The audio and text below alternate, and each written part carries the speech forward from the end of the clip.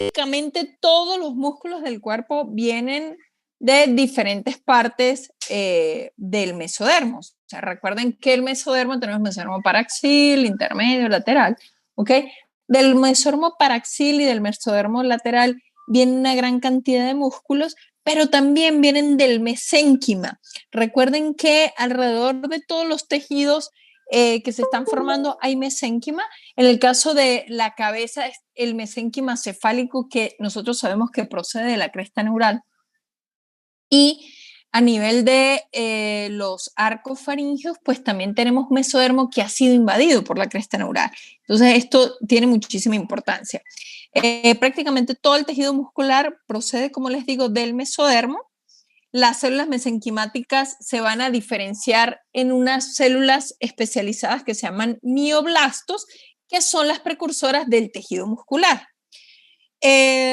Solo hay un grupo muy pequeño de músculos que se origina del ectodermo. En la vida real no es del ectodermo, sino del mesectodermo, porque vienen del neuroectodermo de la cresta neural.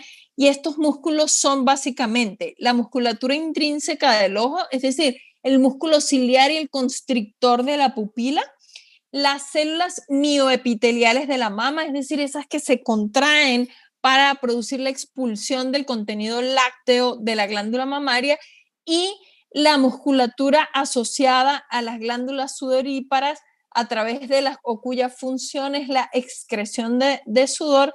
Son los tres músculos, digamos, que no proceden directamente del mesodermo, sino del mesectodermo. ¿De acuerdo? Esto es muy importante porque probablemente va a ser una pregunta de examen. Entonces, todos los músculos proceden del mesodermo con excepción de la musculatura intrínseca del ojo, es decir, los músculos que se utilizan para la constricción de la pupila, las células mioepiteliales de la mama y las células musculares asociadas a las glándulas sudoríparas. ¿Queda claro esto, muchachos? Sí, profe. Perfecto. Muy bien. No me voy a detener mucho en esto porque realmente les confieso que me parece aburridísimo, ¿ok? Solamente para mencionar, porque tiene relevancia, que así como cada órgano y sistema tiene una serie de genes reguladoras y una cascada de sustancias señalizadoras que conduce a la formación de cada uno de los sistemas, de igual manera, para el desarrollo del sistema muscular hay genes reguladores. Básicamente están involucrados la proteína morfogenética de hueso 4, factor de crecimiento fibroblástico y WNT, que son estas últimas dos sustancias secretadas por ectodermo, ¿ok? Y que señalan a las células del dermatomiotoma para que expresen dos factores de transcripción que son el MIO-D y el MIF5, ¿de acuerdo?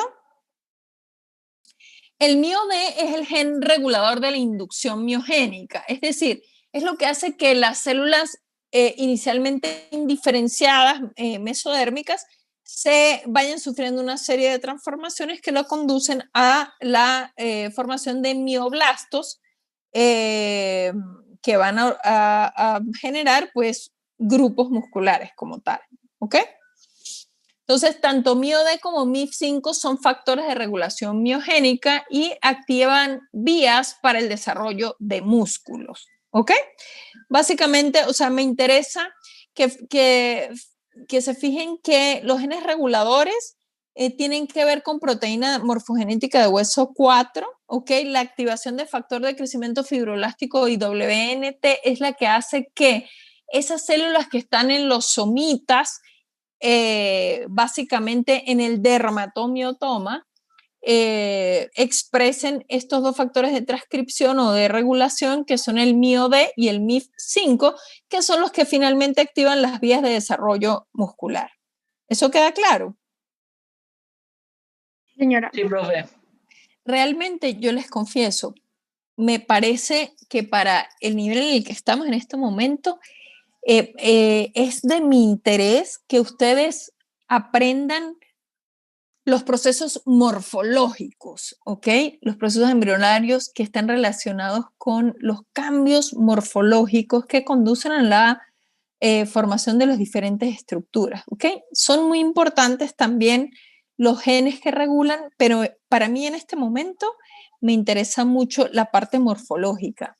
Por eso insisto mucho, por ejemplo, en el desarrollo del sistema gastrointestinal, cómo son los procesos, las rotaciones que ocurren a nivel del estómago, cómo ocurren los procesos de herniación umbilical fisiológica y cómo ocurren esas rotaciones, en qué sentido va la rotación, cuál es la relevancia que eso tiene, ¿de acuerdo? Bien. El patrón de desarrollo muscular, al parecer, muchachos, está más regulado por el tejido conjuntivo al que migran las células que se van a transformar en músculo, ¿de acuerdo? Es decir, no solamente depende de la propia célula que ya tiene marcada genéticamente en su núcleo, que va a ser convertida en un mioblasto y posteriormente en un miocito, sino que depende mucho del tejido conectivo al que migra esa célula mioblástica y que va a dar origen a un músculo definitivo, ¿de acuerdo? En la región cefálica, el tejido conectivo depende o deriva totalmente de las células de la cresta neural. Toda esa musculatura de la cabeza es regulada básicamente por el tejido conectivo del mesénquima que ha sido derivado del mesénquima cefálico. ¿Okay? En la región occipital y cervical se va a diferenciar a partir del mesodermo somítico. ¿A qué me refiero? En la región de la cabeza y en la región occipital y cervical tenemos somitas. Ese somita sabemos que se ha diferenciado en dos porciones, esclerotoma y dermatomiotoma. ¿De acuerdo? Entonces, es el tejido conectivo de la cabeza que deriva de la cresta neural el que finalmente va a regular todos los cambios que se producen en ese mesodermo somítico y que va a conducir finalmente a la formación de la musculatura de la cabeza. En el caso de las extremidades, es regulado no solamente por el mesodermo somítico, sino también a partir del mesodermo lateral, ¿de acuerdo? De la hoja somática del mesodermo lateral. Los músculos de los miembros y los axiales se desarrollan a partir de transformación epitelio-mesenquimática en células miogénicas, ¿ok? El proceso de miogénesis inicia primero con un alargamiento de los núcleos, es decir, lo que antes eran unas bolitas, como la célula se va alargando su citoplasma, también se produce un alargamiento de los núcleos, ¿ok? Y más adelante, estas células musculares primitivas se van a ir fusionando unas con otras y van a formar una masa de células multinucleadas y cilíndricas, ¿de acuerdo? O sea, a manera de túbulos. Más adelante van a aparecer estriaciones en el caso de la musculatura estriada esquelética y no aparecen estas estriaciones en el caso de la musculatura lisa visceral. ¿Okay? Muy bien, durante el desarrollo embrionario existen una serie de procesos que van a definir o van a influir en la forma y la disposición definitiva de los músculos. Estos procesos son los siguientes. Cambio de dirección de las fibras musculares. División longitudinal de una masa muscular. División tangencial del miotoma. Fusión de miotomas sucesivos y migración de los mioblastos. Finalmente, degeneración total o parcial de un segmento muscular. Vamos a ver de qué se trata esto. Independientemente de dónde proceden las células musculares o las células mesenquimáticas que van a transformarse en músculo, es decir, si vienen del mesodermo somítico o vienen directamente del mesodermo, de la hoja parietal o de la hoja visceral del mesodermo lateral, hay una serie de procesos que se producen durante el desarrollo muscular y que van a determinar por qué hay unos grupos musculares con grandes masas dispuestas en una dirección y otros dispuestos o unos músculos, unas masas musculares menos grandes que se disponen o cambian de dirección, esos haces musculares. Vamos a hablar del cambio de dirección de las fibras musculares. Por ejemplo, en el caso de los músculos oblicuos del abdomen al parecer se forman porque hay un grupo de células de los somitas que atraviesan o sobrepasan algo que nosotros vamos a llamar la frontera somítica, que es, normalmente hay una frontera bien establecida entre lo que es el somita y lo que es el mesodermo parietal. No sé si me van siguiendo. Cuando uno mira un corte transversal de un embrión, uno puede definir perfectamente cuál es el músculo que viene del dermatomiotoma y cuál es el límite entre el somita y cuál es el límite exacto con la pared o el mesodermo parietal, ¿de acuerdo? A ese límite bien definido se le llama frontera somítica, ¿ok? Entonces, la mayor parte de los músculos axiales, es decir, los que se encargan de la flexión y extensión del tronco, se originan completamente de los dermatomiotomas de los somitas, ¿ok? Mientras que la musculatura, por ejemplo, intercostal o de las extremidades, uno ve que se va a originar a partir del mesodermo parietal, ¿ok? Pero resulta que hay algunos grupos musculares que se forman tanto del mesodermo parietal como de la migración de células que proceden desde el somita y que sobrepasan esa frontera somítica para ayudar a formar nuevos músculos.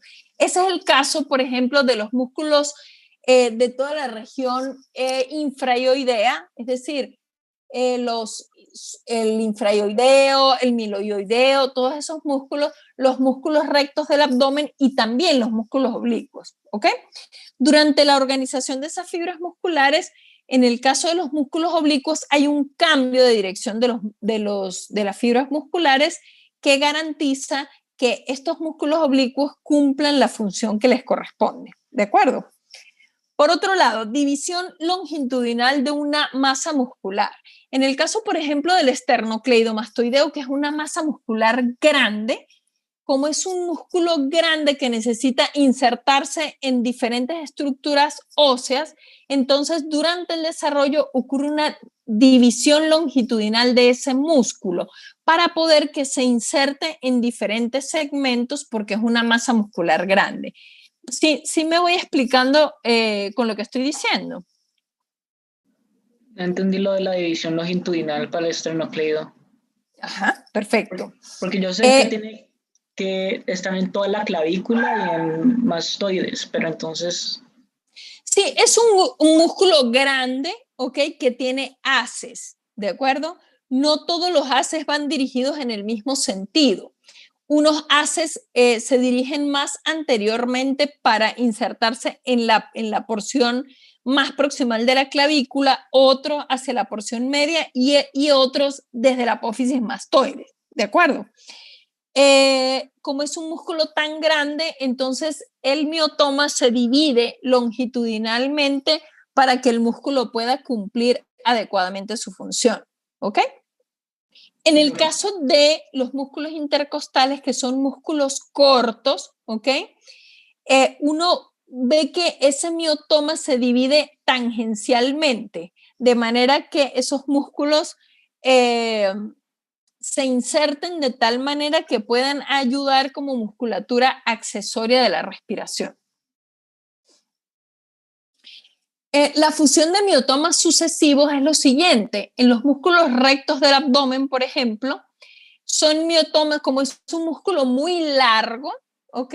Lo que ocurre es que se origina de varios miotomas sucesivos y una vez que se forman las fibras musculares a partir de estos miotomas, ocurre una fusión entre los miotomas que están uno por debajo del otro para formar un músculo que es grande, que es el músculo recto abdominal, ¿de acuerdo? Hay fusión de miotomas sucesivos. Todo esto que les estoy hablando son procesos que se producen en la morfogénesis del sistema muscular y que son necesarios para dar origen a los diferentes grupos musculares, ¿ok? Migración de mioblastos. En el caso de la musculatura facial, por ejemplo, también la musculatura lingual, estos son células musculares que proceden de ciertos lugares y que van a migrar en el proceso de morfogénesis para dar origen a los músculos definitivos. ¿Ok? Esto ocurre, por ejemplo, en la formación de los músculos faciales, pero también en la formación de la musculatura que corresponde a la lengua. La musculatura de la lengua se origina a partir de mioblastos que migran de los somitas occipitales, y para que ocurra la formación de esta musculatura se necesita migración o desplazamiento de las células desde su lugar de origen hasta su lugar definitivo. Y degeneración parcial o total de un segmento muscular es lo que ocurre en algunos lugares, como en la aponeurosis occipitofrontal. Inicialmente es un músculo completo, pero esta musculatura, como no se requiere, ocurre un proceso de degeneración del músculo ya formado para originar un tejido fibroso que corresponde a la aponeurosis occipitofrontal, ¿ok? Lo mismo ocurre, por ejemplo, en el músculo external. Casi en la mayoría de los seres humanos, el músculo external ha desaparecido, ha sido sustituido por tejido fibroso, ¿ok? Muy bien. La clasificación de los músculos depende básicamente de su función y de su origen. El tejido muscular se clasifica básicamente en musculatura estriada esquelética, en musculatura visceral y en musculatura estriada cardíaca o especial, ¿de acuerdo? La musculatura estriada esquelética ¿es de qué tipo? Me refiero a, ¿es voluntaria o es involuntaria? Voluntaria. ¿Y la visceral, qué tipo de musculatura es? Involuntaria. Involuntaria. Es músculo liso involuntario, ¿de acuerdo? ¿Y la cardíaca?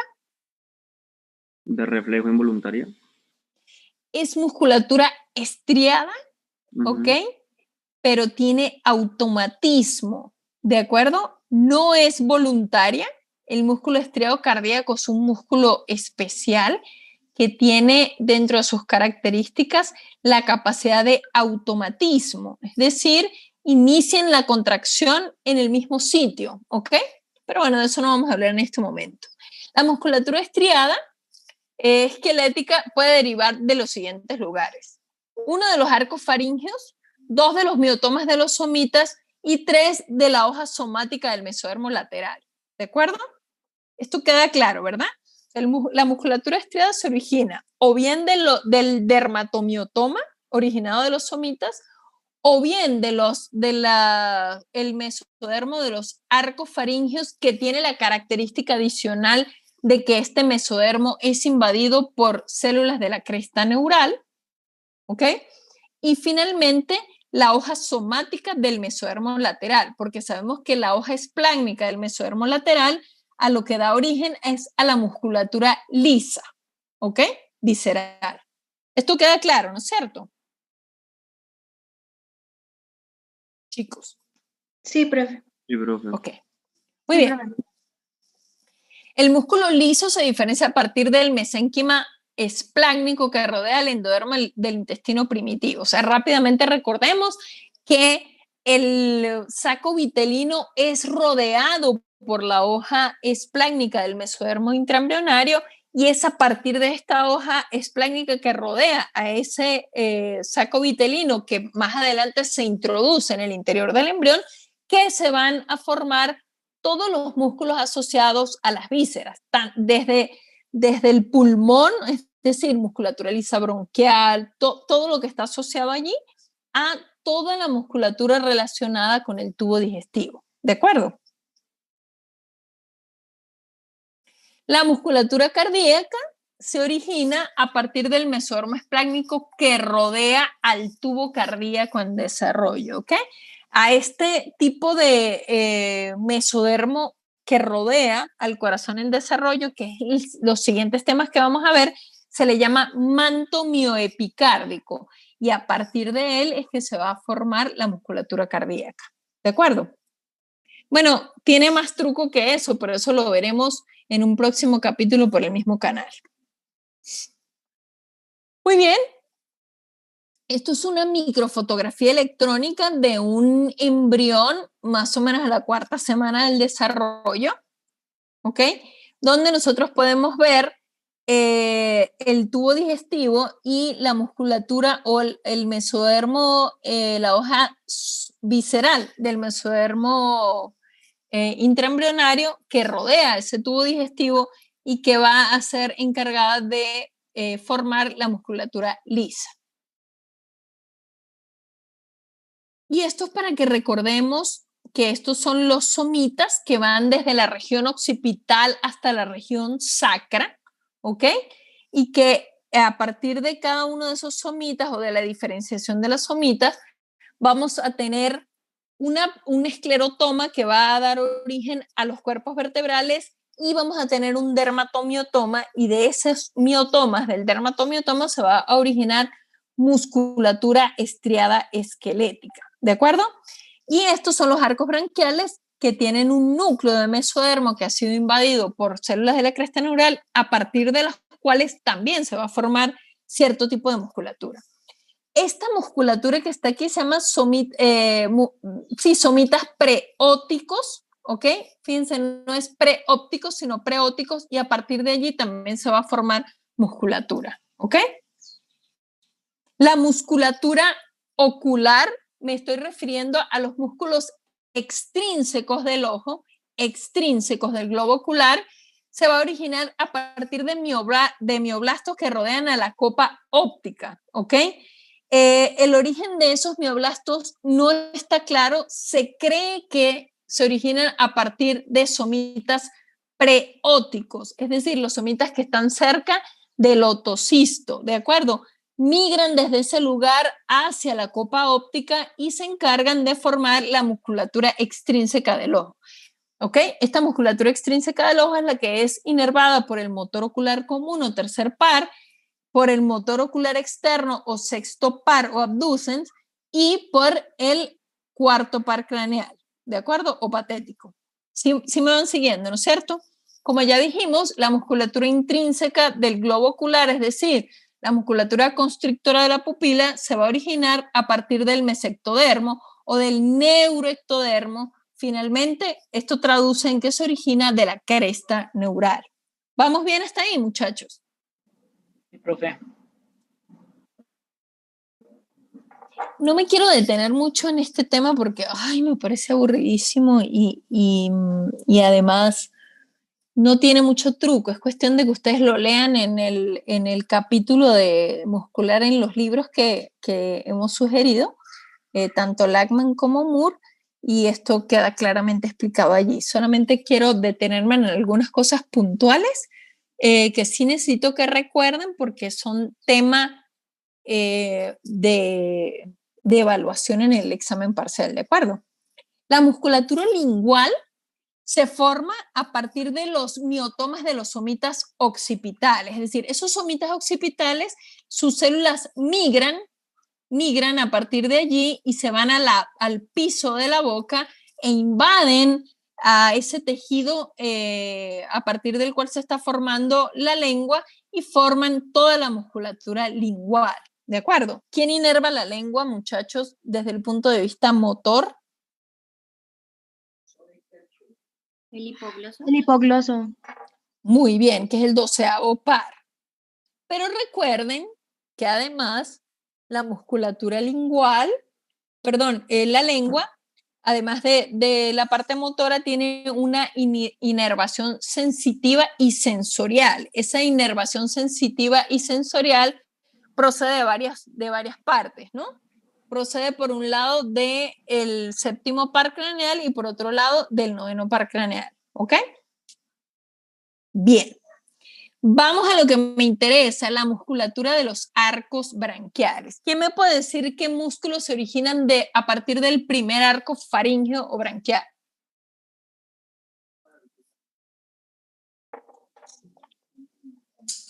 José Alejandro, ves tu turno, al bate, play. Hola, profe, ¿yo? Hola, sí, José. Pues, profe, no me acuerdo muy bien, pero si no estoy mal, Ujú.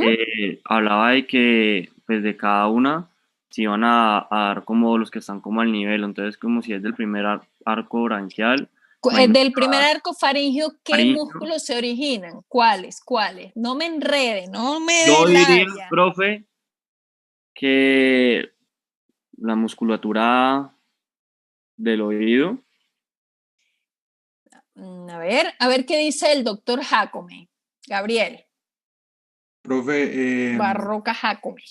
del primer arco faríngeo salen los músculos de la masticación, Muy bien, ¿cuáles son esos, Gabriel?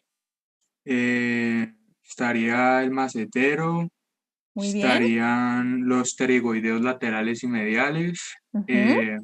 y estaría, si no estoy mal, el temporal. Excelente, claro que sí. Del primer De, arco faríngeo, Gabriel, se originan los músculos de la masticación. ¿Quién los inerva, Gabriel? ¿Quién le da la inervación motora a esos músculos? esos están inervados por el trigémino, ¿no?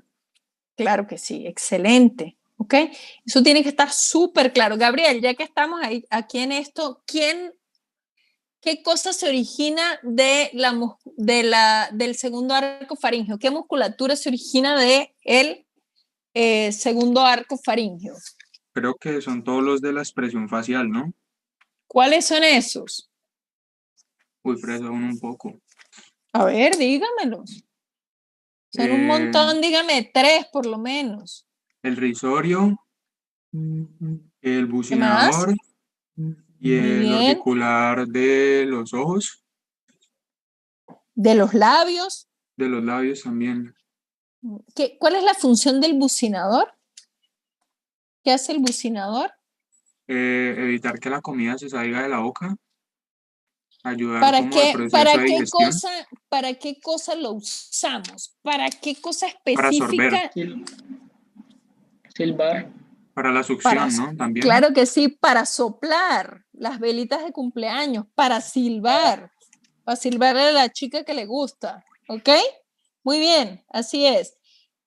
¿Quién inerva esa musculatura? El facial. El músculo, perdón, el nervio facial. Muy bien, excelente.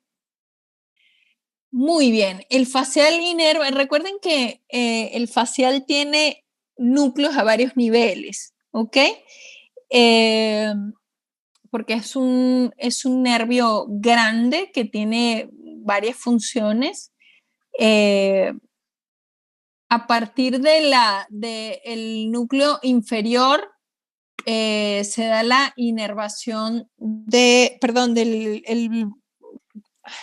núcleo salivatorio superior que corresponde al séptimo par, se produce la función de las glándulas lacrimales, ¿de acuerdo? Y de su núcleo central se da la función motora sobre la musculatura de la expresión facial. ¿Ok? Bueno, además, se me olvidó decirles que del primer arco faríngeo se origina el tensor del velo del paladar y también el tensor del tímpano. ¿Ok?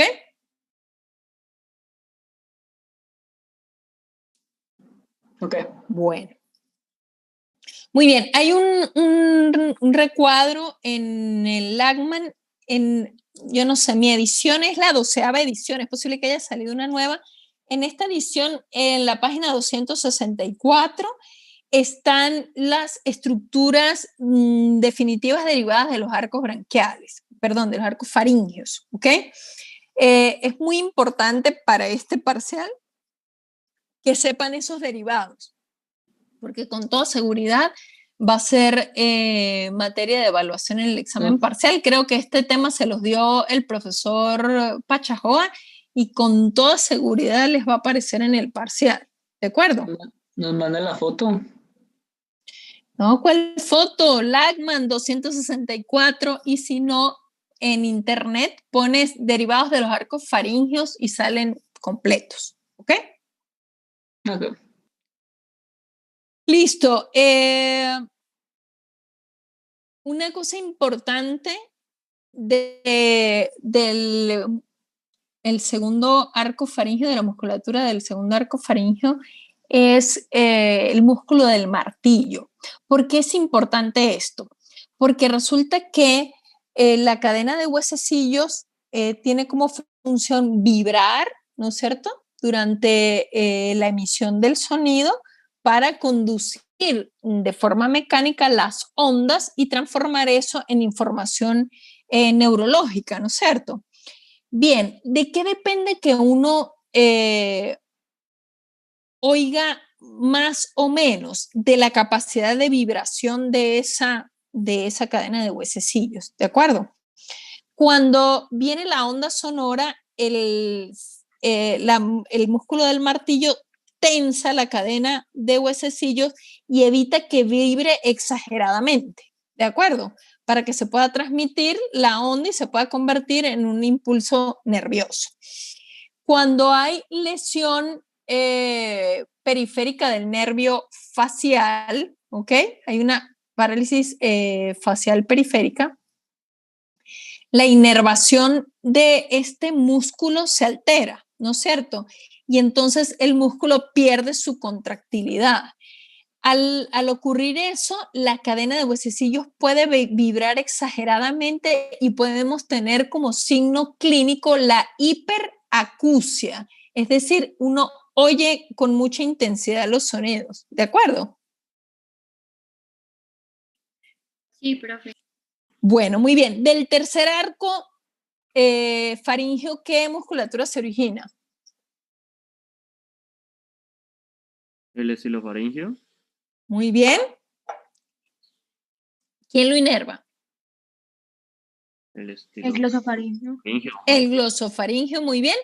Y entre el cuarto y el sexto arco branquial, recuerden que el quinto arco branquial es un arco que involuciona rápidamente, pero del cuarto y el sexto arco branquial se forman los músculos constrictores de la faringe, ¿ok? Constrictores de la faringe son importantísimos porque participan en el proceso de la deglución y también la musculatura intrínseca de la laringe, ¿ok?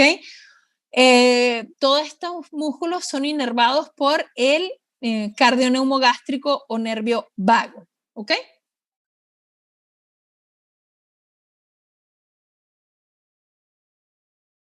Aquí están. Aquí está la foto que me pedías.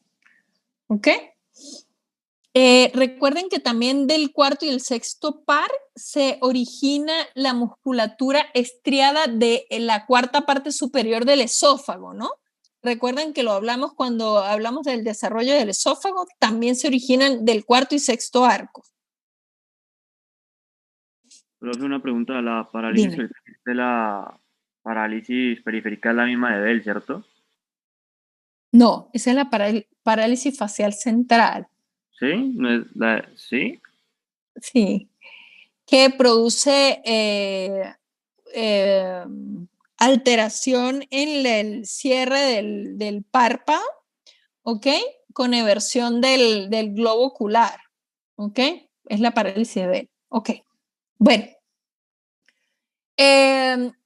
esto que tengo aquí es una representación de lo que es la musculatura derivada del primero y segundo arcos branquiales o faríngeos, ¿ok? Esto es solamente para que vean, o sea, cómo se ven en un esquema, ¿ok? Y cómo es inervado por las diferentes ramas del facial y del trigémino, ¿ok? Bueno, los músculos de los miembros se desarrollan a partir de la hoja somática del mesodermo lateral, que para el miembro superior serían el mesodermo lateral que está ubicado entre el tercer somita cervical y segundo torácico, ¿ok? Debo decir que además de estos somitas, migran unas células que se dirigen hacia esa zona del mesodermo lateral y ayudan o participan en la formación de la musculatura de los miembros, ¿ok? Es decir, no solamente procede del mesodermo lateral o de la hoja somática del mesodermo lateral que se encuentra entre el somita tercero cervical y segundo torácico, sino que a partir de esos somitas de la parte ventrolateral migran unas células que atraviesan la frontera somítica de la que les hablé hace rato y ayudan a formar esta musculatura, ¿ok? En el caso del miembro inferior, se forma a partir de la hoja somática del mesodermo lateral a nivel del segundo somita lumbar y el tercero sacro, ¿de acuerdo?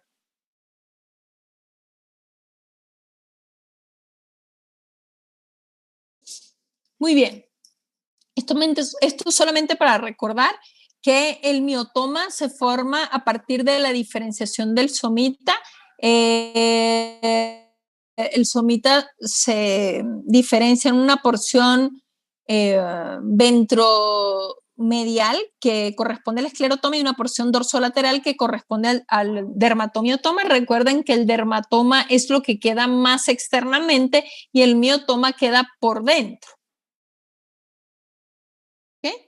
Esto es una microfotografía electrónica en la que ustedes pueden ver cómo esto rosadito es el dermatomiotoma y esto amarillo es el esclerotoma. A partir del esclerotoma se va a formar el cuerpo vertebral y a partir del dermatomiotoma se va a formar entonces la musculatura axial y la dermis que va a cubrir o a recubrir esa musculatura. Esto es lo que hablábamos esto es lo que llamamos la frontera somítica. Aquí está el somita y esto es la pared anterior del cuerpo, ¿de acuerdo? Hay un grupo de células de esos somitas que migran atravesando la frontera somítica y que participan en la formación de un grupo de músculos, por ejemplo, los rectos abdominales, por ejemplo, toda la musculatura central que corresponde a los músculos infraioideos. Y también participan en la formación de la musculatura de las extremidades. ¿Ok? Los miotomas somíticos se forman de la región dorsolateral del somita. Esto es lo que acabamos de ver. El dermatoma es la zona que está más externa o más superficial y el miotoma se encuentra por dentro de esta.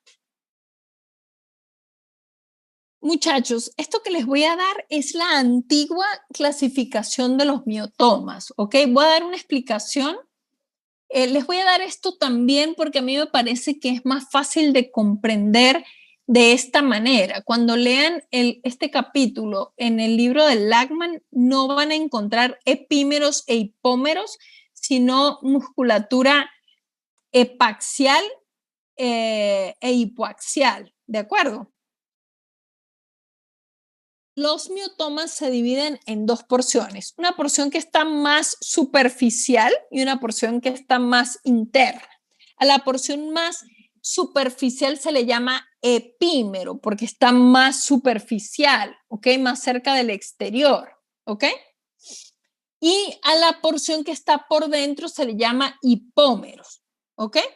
Los epímeros se clasifican en superficiales y profundos y los hipómeros se clasifican en, que son más ventrales, se clasifican en una porción dorsomediana, una porción lateral y una porción ventral. Esto no significa nada hasta que lo veamos gráficamente, ya les voy a mostrar.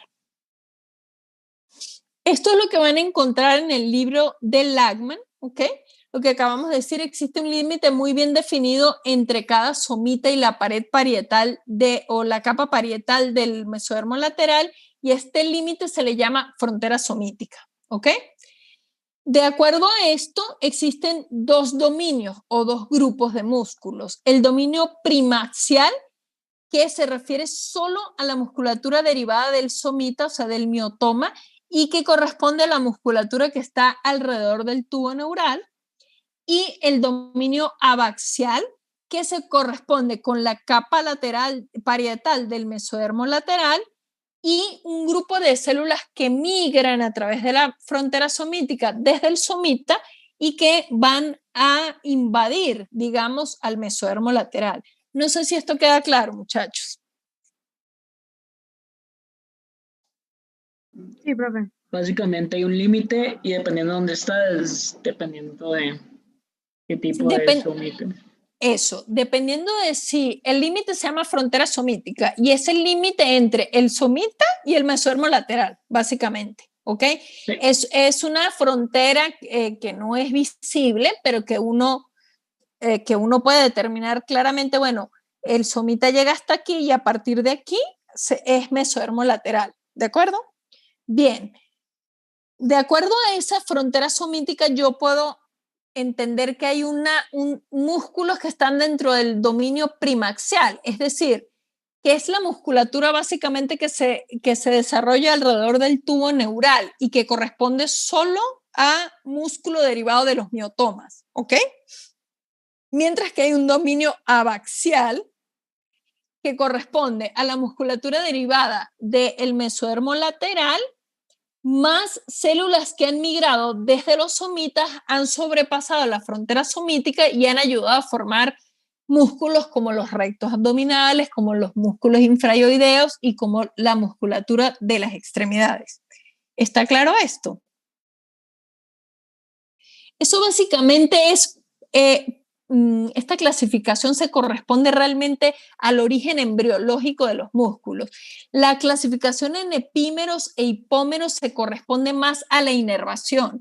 Los epímeros están inervados por la rama primaria dorsal del nervio raquídeo, mientras que los hipómeros están inervados por la rama ventral.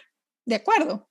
Saben que el nervio raquídeo tiene dos ramas, o sea, una vez que sale, el tronco se divide en dos ramas, una dorsal que inerva a toda la musculatura axial del cuerpo y una ventral que se dirige hacia la pared corporal, ¿de acuerdo? Muy bien. Si yo hago un corte transversal, ¿ok? Esta sería la frontera somítica, ¿de acuerdo? Estos son los músculos o el dominio primaxial y esto que está hacia adelante corresponde con el dominio abaxial. ¿Sí me siguen? De esta manera, esto que estoy señalando es el epímero y esto es el hipómero. El epímero dijimos que se divide en dos grupos. El epímero superficial, es decir, el que está más cerca de la superficie del cuerpo, y el epímero profundo, ¿ok? Mientras que los hipómeros se dividen en tres. El hipómero dorsomedial. ¿Por qué se llama dorsomedial? Porque está pegado del cuerpo vertebral, es decir, sigue siendo dorsal y está en la línea media. El hipómero lateral, que se corresponde con esta musculatura que está en la pared corporal, y un hipómero que es totalmente ventral, ¿ok? Esto solo no necesito que se lo aprendan de memoria, ¿ok? No lo voy a preguntar así en el examen parcial, ¿de acuerdo? Pero sí me interesa que nos ubiquemos, ¿ok? Los epímeros superficiales van a dar origen a los músculos largos del cuello y de la espalda. Los profundos van a originar músculos cortos de la nuca y del tronco. Esos músculos intervertebrales, o sea, que están entre una y otra vértebra, se originan de esos epímeros profundos. Los epímeros en la región sacrococcígea, por un proceso que ya vimos en cuando empezamos a hablar sobre los procesos morfogenéticos del desarrollo del músculo, sufren un proceso de degeneración y originan los ligamentos sacrococcígeos, ¿ok? Los hipómeros, dependiendo del nivel corporal del que estemos hablando, los hipómeros van a dar origen a diferentes grupos musculares. Hipómeros dorsomedianos. Si estamos hablando de la región cervical, esos dorsomedianos que están por delante de las vértebras, pues originan a los músculos prevertebrales. Si estamos hablando de la región torácica, no dejan ningún derivado, pero si estamos hablando de la región abdominal, dejan dos músculos importantísimos para la flexión de la cadera, que es el psoas y el cuadrado lumbar, ¿de acuerdo? Esos son los derivados definitivos de los hipómeros dorsomedianos. De los hipómeros laterales, a nivel de la región cervical, se cree, pero no se tiene muy claro, se originan los escalenos, el trapecio y el esternocleidomastoideo. No se tiene muy claro bien de dónde viene el esternocleidomastoideo, ¿de acuerdo? En la región torácica, como parece obvio, los hipómeros laterales originan a los músculos intercostales y en la región abdominal al oblicuo mayor, oblicuo menor y el transverso del abdomen. Y a nivel de los hipómeros ventrales, en la región cervical, por eso les digo que no quiero que se aprendan esto de memoria, se cree que pudieran originar los infraoideos. A nivel de la región torácica, el músculo esternal, que no lo tienen todos los seres humanos, y finalmente en la región abdominal, al recto anterior del abdomen, ¿ok? Esto sí es importante. Los mioblastos de los hipómeros sacrococcígeos ayudan a formar los músculos del diafragma pélvico, ¿ok? Todo lo que le da sostén a la pelvis se origina a partir de los hipómeros sacrococcígeos. Esto es la musculatura del diafragma pélvico, ¿ok? Esto es el estado indiferente de un embrión, es decir, cuando todavía no ha habido diferenciación de los genitales externos. Y el diafragma pélvico se corresponde con todo esto, ¿ok? Con la musculatura, con el isquiocavernoso, el bulbocavernoso, el esfínter del ano, el elevador del ano, el transverso del periné. A eso me refiero con diafragma pélvico. Todo ese diafragma pélvico procede de los hipómeros sacrococcígeos, ¿ok?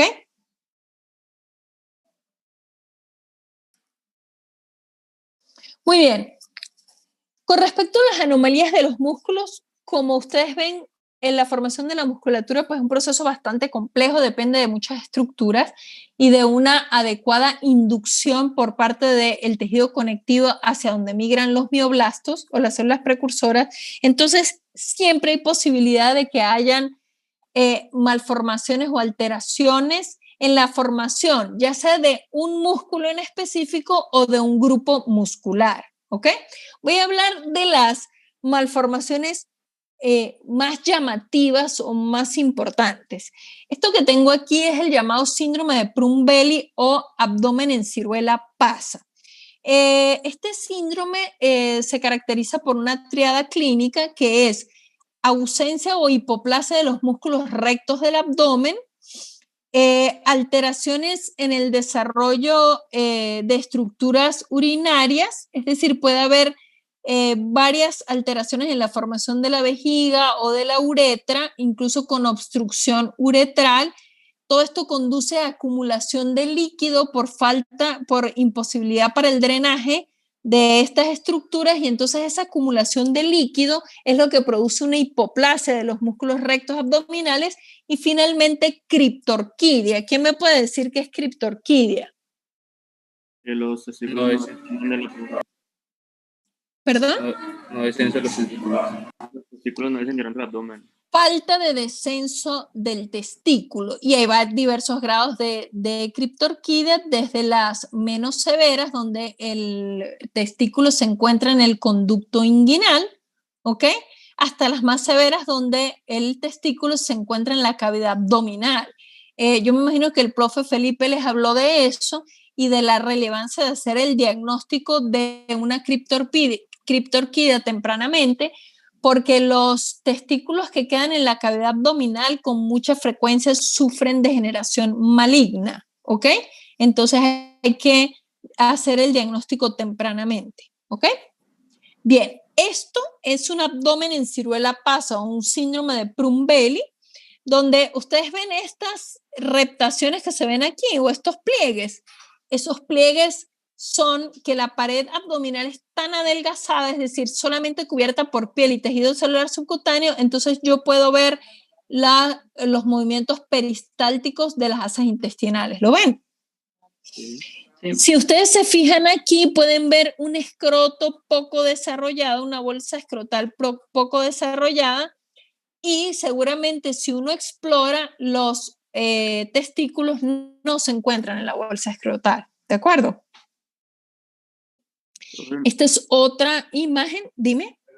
Entonces el paciente también tendría como una atrofia muscular y el problema, pero la pregunta es que cuando alguien tiene atrofia muscular, ¿esa atrofia también va a afectar el tejido conectivo?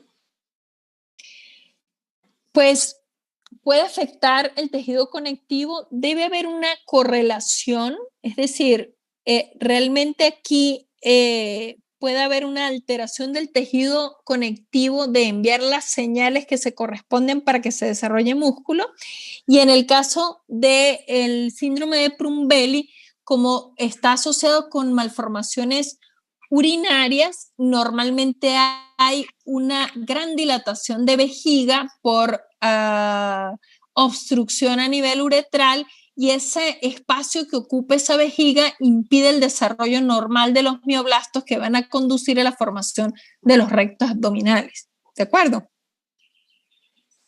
Y por eso se ve el abdomen arrugado. O te hablé puro cuento. No sé si me expliqué bien.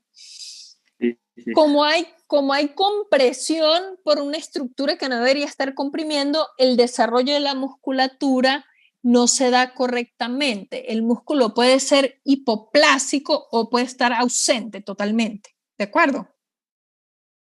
Bien, fíjate en este caso un abdomen grandote. ¿Por qué? Porque no hay contención a partir de los músculos rectos abdominales y se ve arrugada la piel, porque debajo de la epidermis probablemente esa dermis no está muy bien desarrollada. La dermis y el tejido celular subcutáneo son lo que hace ver la piel tensa, y además yo veo esto que sobresale aquí, que son los movimientos peristálticos de las asas intestinales, ¿de acuerdo? Fíjense que este escroto también está muy poco desarrollado, con lo que probablemente hay criptorquídea, ¿ok?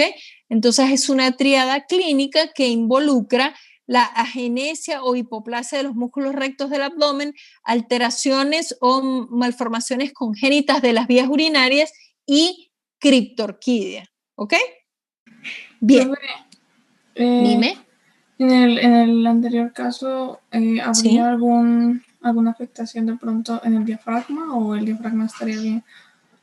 Normalmente no hay afectación del diafragma, no en este síndrome, ¿de acuerdo? Ah, ok. Bueno. Ok. Bueno, muy bien. Y existe la anomalía congénita en la formación de músculos aislados. Uno de estos casos es el síndrome de Poland, en el que existe una agenesia congénita del pectoral menor y falta uno de los haces del pectoral mayor, ¿ok? Esto se acompaña con mucha frecuencia de agenesia congénita de la glándula mamaria y el pezón ipsilateral, es decir, del mismo lado, ¿ok? Entonces yo tengo, por ejemplo, en este caso tengo agenesia congénita del pectoral menor y parte del pectoral mayor, amastia, es decir, ausencia congénita de la glándula mamaria de ese lado, y atelia, es decir, ausencia congénita del pezón. Puede ser que no, o sea, que sí estén presentes la mama y el pezón, pero que estén desplazados de su lugar normal por la ausencia del pectoral. Pero lo que es más frecuente es que se acompaña el síndrome de Poland, es decir, la agenesia congénita del pectoral menor y parte del pectoral mayor, de agenesia congénita ipsilateral de la glándula mamaria y del pezón del mismo lado. También puede haber asociación con anomalías congénitas de los dedos. Puede haber sindactilia, es decir, fusión de los dedos, o polidactilia, ¿ok? Puede haber variación. Otra anomalía importante que ustedes van a ver en algún momento durante su carrera son las distrofias musculares, ¿ok? Las distrofias musculares, especialmente la distrofia muscular de Duchenne, es una anomalía congénita asociada al cromosoma X. se presenta en 1 de cada 4.000 nacidos masculinos asociados a el cromosoma X. Hay una alteración en la formación de una proteína que se llama la distrofina, y entonces esta alteración produce una debilidad muscular progresiva, ¿ok? Es una enfermedad muy grave que suele presentarse o comenzar a aparecer en menores de 5 años y evoluciona con una debilidad muscular muy severa que compromete la musculatura de la respiración, ¿ok? También hay otra que se llama la displasia muscular de Becker, que es un poquito menos grave o que aparece más tardíamente, pero distrofia muscular de Duchenne, seguramente la van a ver cuando vean genética con el profesor Harry. Es una enfermedad ligada al X, ¿ok?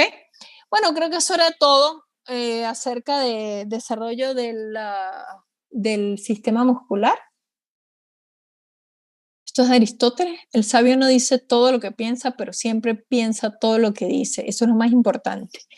A la hora de escribir sus respuestas en el examen, también es muy importante esto, ¿de acuerdo? No sé si tienen alguna pregunta, muchachos. En el caso de que estés sin... dale. Pues es que yo tenía 2, pero entonces si quieres, dale tú primero. No, tranquila. A ver, díganme, dime. Bueno, la primera, profe, era para, ahorita que estábamos hablando de los músculos que salían de los arcos faringios, ¿sí? El último que dijiste era del cuarto y el sexto, para confirmar. ¿Cuáles? ¿Pero qué? ¿Del cuarto y del sexto? La musculatura constrictora de la faringe. Ajá. También en la cuarta parte superior de la musculatura estriada del esófago. Recuerden que el esófago, la musculatura del esófago se divide en 4/4 partes, ¿ok? En las 2/4 partes superiores hay musculatura estriada en la cuarta parte superior, y en la segunda cuarta parte, digamos, hay músculo liso y estriado, ¿ok?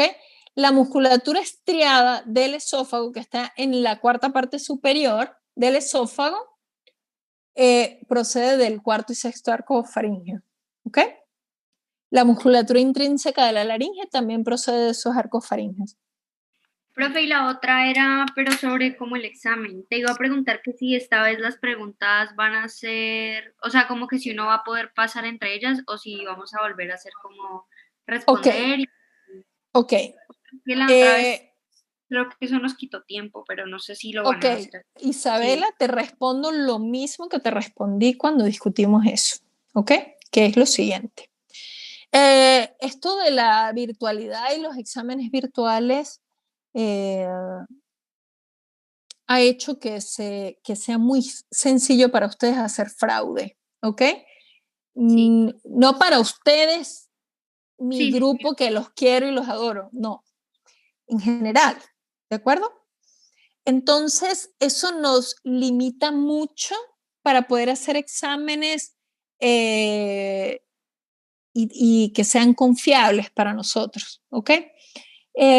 Tuvimos la experiencia con el semestre anterior, hicimos un examen de desarrollo y dimos 24 horas y fue bastante complejo, ¿ok? O sea, no logra uno explorar toda la materia a profundidad y entonces queda la parte de que ustedes no quedan convencidos si nuestra evaluación es subjetiva. A mí me parece que yo escribí mucho y usted me puso poquito, ¿sí me entiendes? Entonces la idea es que con los exámenes de selección exploramos bastante materia, es un poco más sencillo y creemos que abarcamos más y les damos más oportunidad. La idea con este parcial es dar más tiempo de manera que ustedes puedan subir con mayor comodidad las respuestas, pero no creo que sea factible devolverse. No sé, todavía no lo hemos definido, no lo he hablado con el profesor Felipe si eso va a ser factible, ¿ok? Devolverse en las preguntas, pero es probable que no estoy segura, ¿de acuerdo? Como les digo, este es un examen cuya dificultad es esa, que no te puedes devolver a responder la pregunta. Yo sé que eso desde el punto de vista de aprendizaje es una tontería, o sea, uno debería poder devolverse y corregir un error que cometió, ¿no es cierto? Así es como debería ser. El problema es que nos ofrece la dificultad esta modalidad de que se presta para hacer fraude. Entonces es lo que yo les decía la otra vez. Si yo tengo un paciente que me llega con un politraumatismo, ¿ok? Me llega a urgencias con un politraumatismo y el paciente, yo necesito garantizarle su vía aérea, ¿ok? Entonces necesito intubarlo, Isabela. Resulta que cuando yo lo voy a intubar, encuentro que tiene una fractura facial y la cavidad oral está llena de sangre. Yo aspiro y se llena rápidamente de sangre de nuevo, ¿ok? Entonces yo necesito intubar al paciente. ¿Puedo dejar de intubarlo? No, no puedo dejar de intubarlo.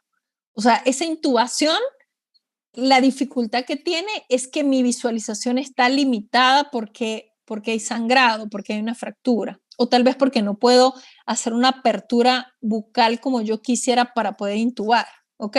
¿Puedo dejar de intubarlo? No puedo, ¿ok? Mi deber es hacer mi esfuerzo, intubarlo.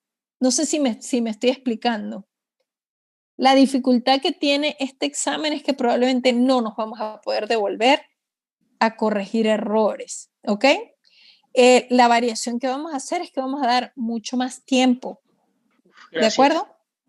No, ¿sí? Con ese tiempo extra sirve un resto. ¿Sí? Más para calmarlo uno para las preguntas, sí. Correcto. Nuestra intención, muchachos, es aprendizaje. A mí realmente no me importa mucho si ustedes sacan 5. Yo les pondría todos 5, ¿de acuerdo? De verdad, o sea, a mí no me interesan mucho las notas. Lo que es importante es el aprendizaje, ¿ok? Pero hemos visto cómo hacen el examen en grupo. Es una locura, ¿entiendes? Es una cosa que tenemos que hacer conciencia de eso. ¿Me comprenden? Esta materia que les estamos dando es útil, sobre todo todos estos temas que hemos dado en esta materia de este parcial son súper útiles para su práctica clínica. Yo creo que eso lo hemos dejado claro. No sé si opinan otra cosa, no sé si no le han visto la utilidad, pero yo creo que esta materia es muy útil más adelante, cuando ustedes vean cirugía pediátrica, cuando se enfrenten al paciente con malrotación intestinal, con onfalocele, gastrosquisis y otras patologías, ¿de acuerdo? Entonces, para mí es muy importante que este aprendizaje se consolide, ¿ok? Profe, qué pena. ¿En algún momento han llegado a considerar hacer como tipos talleres donde hayan bastantes casos clínicos y se tenga que relacionar el caso con la morfología? Sí. Yo realmente soy la que pongo más talleres. El semestre pasado puse demasiados. Entonces, este semestre me he limitado. No sé en los talleres que haya puesto el profe Felipe, si les haya...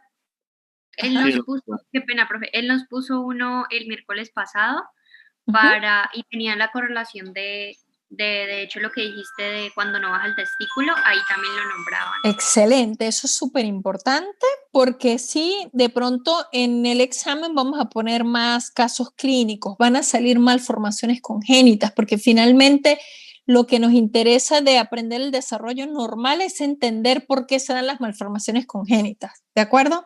Igual estoy abierta, muchachos, a que me escriban a mi correo o me manden por el WhatsApp del grupo las preguntas, que de pronto esas preguntas otros no se atreven a hacerlas, las podemos aclarar por ahí.